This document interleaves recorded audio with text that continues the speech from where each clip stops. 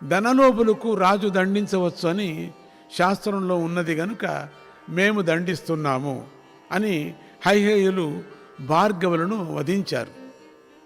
ఇది ఏమైనా బ్రహ్మహత్య అనేది మహాదోషం. అది వారిని చుట్టుకోక మానలేదు కదా, ఇప్పుడు వాళ్ళు అనుభవించాల్సిందే. లోభము దుఃఖాన్ని కలిగించేటువంటి అంతఃశత్రువు. అది ప్రాణాన్ని కూడా తీస్తుంది. సర్వ పాపాలకు లోభమే మూలము. లోభంతో తన వారిని కూడా చంపాలనుకుంటాడు. ఈ లోభము కామము, క్రోధము, అహంకారం కన్నా చాలా చెడ్డది, ప్రమాదకరమైనటువంటిది. చేయరాని పాపపు పనులను చేయిస్తుంది లోభం. ఆత్మదర్శనానికి విఘ్నం కలిగిస్తుంది. ఇలా లోపులైనటువంటి భార్గవులు పాపాత్ములైనటువంటి హైహేయుల చేతిలో మరణించారందరూ. భార్గవ స్త్రీలు హిమాలయ గుహలకు చేరి ప్రాణాలు దక్కించుకున్నారు.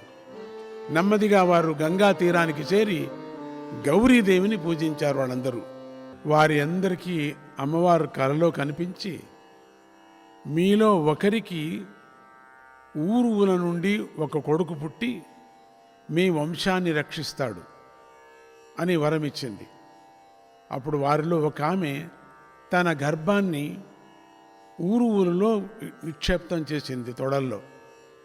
వారు హైహేయులకు భయపడి బతుకుతూ ఉండగా ఒకనాడు హైహేయులు వెతుక్కుంటూ వచ్చి వారిని చూసి వారు వెంటబడ్డారు.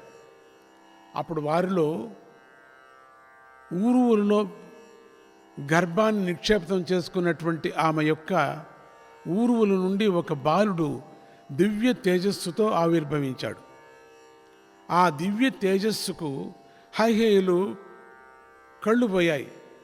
వాళ్ళు అందులై భార్గవ స్త్రీల యొక్క కాళ్ళ మీద పడ్డారు. మా కళ్ళు తెప్పించండి అని ప్రార్థించారు. అందరికీ కళ్ళు పోయాయి ఆ బాలుడు పుడుతున్నప్పుడు. అప్పుడు వారు, ఇతడు దేవీ వరప్రసాదం వల్ల పుట్టాడు, భృగు వంశాన్ని ఉద్ధరించటానికే జన్మించాడు, ఊరువు నుండి పుట్టాడు కనుక ఇతడు ఔర్వుడు అని పిలువబడ్డాడు. ఇతడిని ప్రార్థిస్తే మీ కంటి చూపు మళ్ళీ మీకు తిరిగి వస్తుంది అన్నారు. హైహేయులందరూ కూడా ప్రార్థించగా ఔర్వుడు తన దివ్య శక్తితో వారికి చూపును ప్రసాదించాడు. వారు సంతోషంతో తమ స్థానాలకు వెళ్ళారు. లోభం ప్రవేశించిందంటే అది ఎంతటి వారినైనా నాశనం చేస్తుంది. శ్రీమాతను పట్టుకున్నవారు లోభం అనేటువంటి శత్రువును సులభంగా జయిస్తారు, చిత్తశుద్ధిని పొందుతారు అన్నాడు వ్యాస మహర్షి. హైహేయులు అనే పదం వినగానే జనమేజయుడికి ఆ వంశంలో దేవీ మహిమ కానీ దేవీ భక్తుల మహిమ కానీ ఉంటుందనిపించింది. వెంటనే మునీంద్ర, ఆ హైహేయ వంశం గురించి విపులంగా చెప్పండి అని అడిగాడు. వ్యాస మహర్షి ఇలా చెప్పాడు. పూర్వం ఒకనాడు సూర్యుడి కొడుకైనటువంటి రేవంతుడు ఉచ్చైశ్రవం అనేటువంటి గుర్రాన్ని ఎక్కి వైకుంఠానికి వచ్చాడు. లక్ష్మీదేవి ఆ గుర్రం యొక్క అందాన్ని చూస్తూ అలాగే నిలబడిపోయింది. శ్రీహరి పిలిచినా ఆమె పలకలేదు, ఆ గుర్రాన్నే చూస్తూ ఉండిపోయింది పాపం. అందుకు శ్రీహరికి కోపం వచ్చి, నువ్వు గుర్రం అయిపో అని శపించాడు. ఎందుకంటే శ్రీహరి పరమాత్ముడు పిలిచినా పలకలేదు కాబట్టి నీకు దేని మీద ఆశ ఉందో అది అయిపో, గుర్రం మీద కదా ఉంది ఆశ, గుర్రం అయిపో అన్నాడు. లక్ష్మీదేవి ప్రార్థించగా, నా అంశశే నీకు పుత్రుడు కలిగినప్పుడే శాప విముక్తి కలుగుతుంది అన్నాడు శ్రీహరి. నా అంశంతో ఇంకొక పుత్రుడు కలుగుతాడు, అప్పుడు నీకు శాప విముక్తి అవుతుంది, వెళ్ళు అన్నాడు.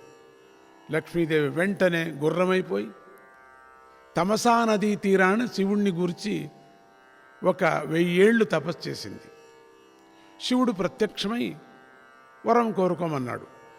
లక్ష్మీదేవి తనకు శాపం తగిన విషయమంతా చెప్పుకొచ్చింది. దేవా, మీరిద్దరూ ఒకటే, నా పతి నిన్నే ఎప్పుడూ ధ్యానిస్తూ ఉంటాడు. ఒకనాడు ఆయన మా ఇద్దరి పట్ల భేదం చూపించిన వారు నరకంలో పడతారు అని చెప్పాడు.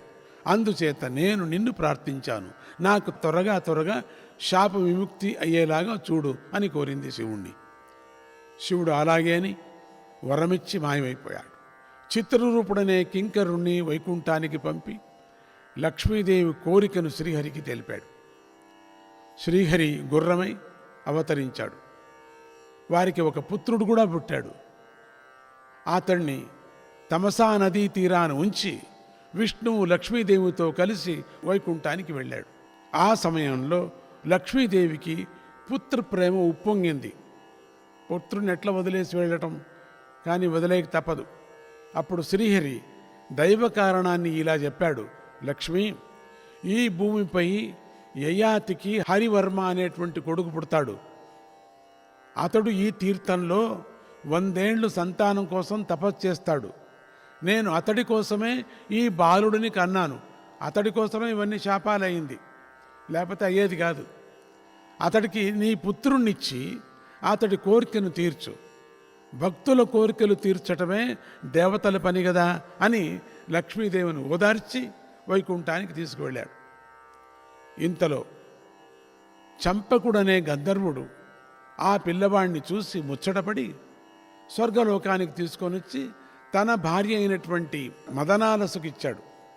పిల్లవాడిని పెంచుకోవటానికై ఇంద్రుడి అనుమతి తీసుకుందామనుకున్నాడు. ఆయన వద్దకు వెళ్ళి, దేవరాజా, నేను ఒక బాలుని తెచ్చుకున్నాను, అతన్ని పెంచుకుందామని అనుకుంటున్నాను అన్నాడు. ఇంద్రుడు, కొంప ముంచావయ్యా నువ్వు, ఆ బాలుడు నీకు చెందవలసిన వాడు కాడు. తుర్వసుడని పిలువబడేటువంటి హరివర్మకు చెందవలసిన వాడు. ఇది శ్రీహరి యొక్క మాయ. శ్రీహరి యొక్క ఉద్దేశం కూడా అదే. నీకు పిల్లవాడు ఎక్కడి దొరికాడో అక్కడే అక్కడే వదిలేసిరా అన్నాడు. చంపకుడు అలాగే చేశాడు. ఈలోగా శ్రీహరి యయాతి పుత్రుడైనటువంటి తుర్వసుడికి ప్రత్యక్షమై, నువ్వు ఆ బాలుడిని తెచ్చుకొని పెంచుకో అని చెప్పాడు. తుర్వసుడు ఆనందంతో ఆ బాలుని తెచ్చుకొని పెంచుకున్నాడు. అతడికి ఏకవీరుడు అని పేరు పెట్టారు. ఏకవీరుడు పెరిగి పెద్దవాడయ్యాడు. తుర్వసుడు అతడికి రాజ్యం అప్పగించి తాను మైనాక పర్వతానికి చేరి అమ్మవారి మీద మనస్సును నిలిపి స్వర్గానికి చేరాడు. తరువాత హైహేయుడైన ఏకవీరుడు రాజ్యాన్ని పాలిస్తూ ఒకనాడు వేటకు వెళ్ళి యశోవతి అనేటువంటి కన్య ఏడుస్తూ ఉండటాన్ని చూసి ఆమె వివరాలు అడిగాడు. అప్పుడు యశోవతి, ఓ రాజా, నేను మంత్రి కుమార్తెను. నా సఖి రభ్య మహారాజు కూతురు ఏకావళి. మా ఏకావళి ఏకవీరుడనే రాకుమారుణ్ణి ప్రేమించింది. మేమిద్దరూ ఒకనాడు గంగా తీరం వద్ద ఆటలాడుతూ ఉండగా కాలకేతుడనేటువంటి రాక్షసుడు మా ఏకావళిని చూసి మోకించి వెంటబడి పట్టుకున్నాడు. నేను కూడా రాక్షసుడు వెంటబడేసరికి వాడు నన్ను కూడా పట్టుకున్నాడు. మా ఇద్దరినీ కలిపి ఒక గృహంలో బంధించాడు. మమ్మల్ని కాపాడు అన్నది. దత్తచరిత్ర చదువుతూ తెలుస్తుంది. ఏకవీరుడు ఆశ్చర్యపోతూ, ఓ యశోవతి, నేనే ఆ ఏకవీరుణ్ణి. నువ్వు ఒక్కదానివే ఆ కాలకేతు రాక్షసుడి బంధం నుండి ఎలా బయటికి వచ్చావు అని అడిగాడు. అప్పుడు యశోవతి, నాకు అమ్మవారంటే చాలా ఇష్టం. నేను దేవీ భక్తురాల్ని. చిన్నప్పుడు ఒక బ్రాహ్మణుడు నాకు దేవీ మంత్రాన్ని ఉపదేశించాడు. ఆ మంత్ర ప్రభావంతోనే నేను బయటకు వచ్చాను. నేను ఆ బంధంలో ఉండగా చండవిక్రమ అయిన చండికను ఆరాధించాను. సర్వార్థ ప్రదాయిని అయినటువంటి ఆ పరాశక్తిని సేవిస్తే బంధాల నుండి బయటపడవచ్చు కదా. ఆ పూర్తిగా బంధంలో ఉన్నప్పుడు పూర్తిగా అమ్మవారిని ఆరాధించింది. పరాశక్తి ఒకనాడు నాకు కలలో కనిపించి, ఏకవీరుడు దత్తస్వామి భక్తుడు, దత్తస్వామి ఉపదేశంతో మహావిద్యను గ్రహించి నిత్యము ఉపాసిస్తున్నాడు. కాలకేతు రాక్షసుణ్ణి ఏకవీరుడే వధిస్తాడు, ఏకావళిని పెళ్లి చేసుకుంటాడు అని నువ్వు ఉన్న చోటును చెప్పింది. ఆ ప్రకారంగా నేను ఇక్కడికి వచ్చాను అన్నది. ఆ ప్రకారంగా వచ్చాను నేను. ఏకవీరుడు దత్తస్వామి మీద మనస్సు నిలిపాడు, దత్తస్వామిని కీర్తించాడు. దత్తస్వామి ఇక్కడ ప్రత్యక్షమై ఏకవీరుడికి శ్రీ యోగేశ్వరి మహామంత్రాన్ని ఉపదేశించాడు. ఆ మంత్ర ప్రభావంతో ఏకవీరుడికి సర్వజ్ఞత్వము, కామగమనం సిద్ధించాయి. అంటే ఎక్కడంటే అట్లా వెళ్ళటానికి తనకి సిద్ధించాయి. తక్షణమే ఏకవీరుడు యశోవతిని వెంటబెట్టుకొని కాలకేతుడు ఉన్న చోటుకి చేరాడు. ఆ రాక్షసుడితో యుద్ధం చేసి వాణ్ణి వధించాడు. ఏకావళిని, యశోవతిని తీసుకొని వారి తల్లిదండ్రులకు అప్పగించాడు. ఒక శుభముహూర్తంలో ఆ ఇద్దరికి కూడా పెళ్లి జరిగింది. ఏకవీరుడికి ఏకావళి యందు అతడికి కార్తవీరుడు పుట్టాడు. కార్తవీరుడు ఇలా విష్ణుమూర్తి అంశంతో హైహై వంశం వృద్ధి చెందింది అన్నాడు వ్యాస మహర్షి. ఈ హైహై వంశం అంతా కూడా అమ్మవారి భక్తులు మొత్తం అనటానికి ఈ ఒక కథ చెప్పవలసి వచ్చింది. ఇక జనమేజయుడికి, ఏకవీరుడికి కథ వినగానే ఒక సందేహం వచ్చింది. ఇలా అడిగాడు, మునీంద్ర, శ్రీ మహావిష్ణువు స్వతంత్రుడు కదా, ఆయన కదా, ఎందుకంటే పరతంత్రుడై లక్ష్మీదేవిని శపించి ఇలా గుర్రం అవటానికి గల కారణమేమిటి అని అడిగాడు. వ్యాస మహర్షి, నాయన, పూర్వం నాకు ఇలాంటి సందేహమే వచ్చింది. గుర్రం కావటం ఏమిటి, గుర్రానికి బిడ్డ పుట్టడం ఏమిటి, వాళ్ళకి ఇవ్వటం ఏమిటి, ఈ వంశాన్ని అభివృద్ధి ఇట్లా చేయటం ఏమిటి, అట్లనే ఒక బిడ్డను కరుణించేంటే బాగుంటుంది కదా, ఇది ఎందుకు ఇంత కష్టపడ్డాడు శ్రీహరి, లక్ష్మీదేవిని కూడా ఇంత కష్టపడేటట్టుగా ఎందుకు చేశాడు, దీన్ని గురించి నారద మహర్షిని ఇలా అడిగాను. మాకెందుకు ఇట్లా ఇవన్నీ సందేహాలు వస్తూ ఉంటాయి కథల్లో అని. అంటే ఇప్పుడు మనకు వచ్చినట్టుగా వాళ్ళకోజు కూడా వచ్చేది అప్పుడు అనిపిస్తుంది. ఓ నారద మహర్షి, నా శుకుడు పరలోకానికి వెళ్ళినప్పుడు చెప్తున్నాడు వ్యాసుడు, నేను పుత్రవియోగాన్ని భరించలేక మాయాపాశానికి వశుడినైపోయాను. పుత్రా పుత్రా అని ఎన్ని చోట్ల ఎత్తికాడో, అరుచుకున్నాడు వ్యాసుడు. ఇంత పెద్ద మహానుభావుడు, విష్ణు రూపమే వ్యాసుడు, అన్ని గ్రంథాలు రాశాడు, అన్ని పురాణాలు రాశాడు, అంత వ్యాఖ్యానాలు చేశాడు, వేదాలన్నీ విభాగించాడు. అటువంటి మహానుభావుడు పుత్రశోకం తట్టుకోలేకపోయాడు. మోహం అది. నా తల్లి సత్యవతి కురువంశాన్ని నిలబెట్టి అన్నప్పుడు శిష్టాచార పద్ధతిని పాటించి వంశాన్ని నిలిపాను. నా మాయాశక్తితో వంశాన్ని నిలిపాను. అప్పుడు ధృతరాష్ట్ర, పాండు, విదురులు జన్మించారు. ఈ వ్యాసుడు యొక్క మంత్ర ప్రభావంతో వాళ్ళు పుట్టారు. వారి వల్ల నాలో మాయా మమకారం ఆవరించింది. ఎప్పుడు నా మంత్రశక్తితో, నా పూర్ణమైనటువంటి నా శక్తితో వాళ్ళు పుట్టారో వాళ్ళ మీద మాయ పుట్టుకొచ్చింది నాకు. ఏం చేసేది? మాయా బలవతి బ్రహ్మన్, మాయా బలవతి బ్రహ్మన్ దుస్యజాహ్య కృతాత్మభిః, దుస్యజాహ్య కృతాత్మభిః అరూపాచ నిరాలంబా జ్ఞానినాపి మోహినీ, జ్ఞానినాపి మోహినీ. ఓ మునివరా,